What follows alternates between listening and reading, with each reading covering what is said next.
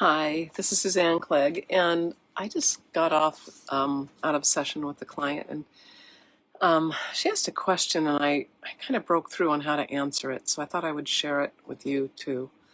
As you know, I work a lot with the Bengston Method. It's not the only thing I do. I also do nutrition and herbal consulting and all sorts of other things. But what the question she had, and maybe you have this question too, is that she's having difficulty visualizing her image cycling list when it got going fast.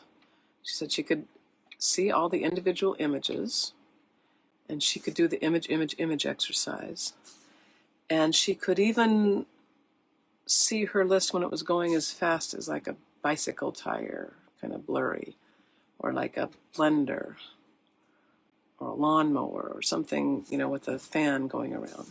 But when it started to get as fast as the color green, or the color ultraviolet, or the color speed of light, which is not a color, but the speed, or when I said visualize it, ask your cycle to spin at a speed that will help the healing right now. She didn't know how to visualize that. And I realized it's because you don't really visualize it. You feel it, right? So you have a thought. First of all, I like to think of visualizing it in front of me. And when it goes so fast that it's beyond what you can actually see the propellers doing, I like to pretend like it can go through my head and park behind my head. Just as a beginning move, just to get it out of my visual field. And it's now into my knowing field.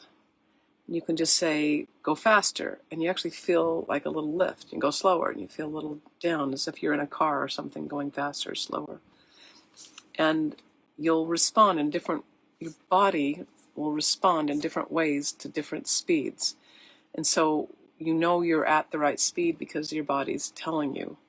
So you think a thought of a certain speed. So you say, okay, I'm going to cycle at the speed of green, which is something like 4.9 times 10 to the 15th, maybe 14th cycles per second. And it's way faster than a propeller, like on an airplane or something like that. You can ask it to go that fast, and you'll have a certain feeling come over you. Then you can say, let's please spin at the speed that will help the healing right now.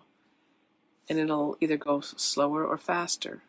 And you start creating this living relationship with the frequency that initiates in your head because you ask a question or you think a certain speed, but then your body sort of lets you know if you're doing it or not. And